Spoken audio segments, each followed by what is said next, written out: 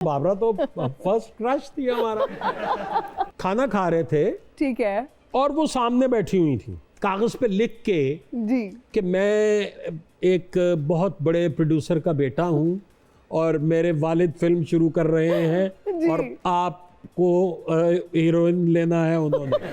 और एक वेटर को बुलाया और उसको कहा कि तुम्हें इतनी अफगानियाँ दूंगा, पता ना चले कि किसने भेजा है, बस ये कागज इनको दे दो जाके। मैंने अपनी प्रोडक्शन की एक ही फिल्म की हुई है जी, और वो सक्सेसफुल हुई थी, और वो मेरी वाहिद सक्सेसफुल फिल्म है। बाबरा शरीफ जी जी, साहिबा के साथ आप हीरो आए थे। उसका नाम था मंजिल। मंजिल, वो क्या फीलिंग्स क्या थी जब बाबरा शरीफ साहिबा के साथ आप हीरो आए?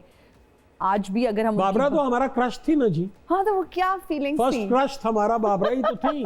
तो क्रश के साथ जब फिल्म ऑफर हो जाए। मैं आपको मजे की बात बताऊं कि मैं मैट्रिक में पढ़ता था जी उस जमाने में ना, बॉबी रिलीज हुई थी जी। इंडिया में। तो मेरे चाचा ने कहा कि अभी मैं तुम पे बना रहा हूँ फिल्म, तो तुम तैयारी पकड़ो ओके। और बाबरा को मैं तुम्हारे साथ रखूंगा। ओए होए। अच्छा, हमारे घर के सामने एक फैमिली रहती थी, वो सारे एचएसओनियन थे, ओके। तीनों भाई एचएसओनियन थे। तो एचएसएन का एक ग्रुप जा रहा था काबुल, अच्छा विंटर वेकेशंस थी। जी। तो मैंने उनसे कहा कि यार मुझे भी ले जाओ। तो उसने कहा हमें टीचर से पूछना पड़ेगा क्योंकि ओके। वो तो कॉलेज लेके जा रहा हाँ है। जी। तो वो टीचर वाज वेरी नाइस, बहुत ही स्वीट से आदमी थे। उन्होंने कहा यार बच्चा है कह रहा है तो चला चले, क्या मसला है। अरे वाह। हाँ। वो पासपोर्ट दिया तो हम काबुल चले गए। तो अच्छा। बाबरा शरीफ भी वहां आई हुई थी। रियली? हाँ, अपनी बड़ी सिस्टर के साथ। ओके। एंड आई रिमेम्बर कि हम जिस होटल में ठहरे हुए थे उसी में वो भी ठहरी हुई थी।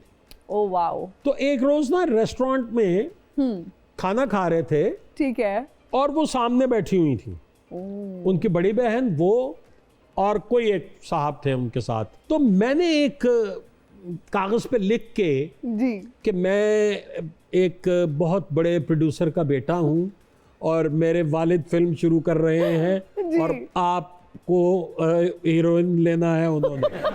और एक वेटर को बुलाया और उसको कहा कि तुम्हें इतनी अफगानियाँ दूंगा, पता ना चले कि किसने भेजा है, बस ये कागज इनको दे दो जाके। अच्छा। अब वो गया उनके पास, उसने जाके उनको पेपर दिया, उसने पूछा इशारे से कि किसने, उसने कहा बाहर से कोई दे गया है। तो उसने खोला, पढ़ा, एक स्माइल सी दी उसने और उसने वो उसको वो रख दिया। तो बाबरा तो फर्स्ट क्रश थी हमारा। अब भी शायद ऐसी हो, मूडी बहुत थी। ओके। बहुत मूडी थी। बाद में भी फिर हमने कोई 8-10 फिल्में इकट्ठे की। अच्छा। एक दिन आप गए हैं तो कहा जी अस्सलाम वालेकुम, तो वो उठा रहे, आओ ना, कैसे हो, बैठो। मैं खाना मैं घर से लेके आई हुई हूँ और वो मैं यखनी बनवा के लाई हूँ और फलां चीज और ये वो, और अच्छा भाई वेरी गुड भाई, बड़ी दोस्ती है हमारी। हाँ जी। और गप लग रही है। और वो कोई घर से बुरे मूड में आई हुई है, बैठी हुई है। आप गए हैं सेट पे तो आप तो उसी तरह से गए हैं। अस्सलाम वालेकुम बाबरा, क्या हाल है? वालेकुम अस्सलाम। और वो इधर तो आपको फील होता होगा। थे तो हम भी जरा बद दिमाग से ही ना जी। हाँ जी जी। यार कमाल है, जहन्नुम में जाए हमें नहीं बात कर दी तो तमीज नहीं इसको। तो उससे कभी मेरा वर्किंग रिलेशन 12-14 फिल्में करने के बावजूद बहुत शानदार ना रहा। अच्छा, तो फिल्म्स में केमिस्ट्री बहुत मैटर करती है कि अच्छी केमिस्ट्री भी आई एम श्योर फिल्म्स में दिखानी, वो फिर कैसे आती थी वो केमिस्ट्री? देखिए हमारी तरफ से तो मिली ही हुई थी ना केमिस्ट्री। हमारी तरफ से तो ऐसा ही था ना, मिलानी तो उसने होती थी। हाँ जी। वो मिला लेती थी। अच्छा, क्या क्रश अभी बरकरार है सर या नहीं? बस फिर वो नहीं, अब तो देखा ही नहीं है उन्हें, अब तो पता नहीं किस हाल में है। हाँ। जितनी उनके पास दौलत है तो बरकरार तो रहना चाहिए। सर, हमारा एक सेगमेंट है जिसका नाम है कॉमन नॉनसेंस। वैसे मैं ये बता दूं कि आजकल कॉमन सेंस तो है ही नहीं, कॉमन नॉनसेंस ही है। अब तो नॉनसेंस ही प्रिवेल कर रही है जी सर, सेंस तो प्रिवेल ही नहीं कर रही। नहीं कर रही। हमारा पहला सवाल है, शहर है लेकिन आबादी नहीं, दरिया और समंदर हैं लेकिन पानी नहीं, पहाड़ हैं लेकिन दिखाई नहीं देते, जंगल हैं लेकिन दरख्त नहीं, ये जगह कौन सी है? ये जगह कौन सी? I am sorry, I am not that intelligent. बड़ा टेक्निकल सा और बड़ा ना इसका नॉनसेंस किस्म का जवाब है। आई am not that nonsense. Actually I am quite sensible. Sir due respect, इसलिए- ये हमारा सर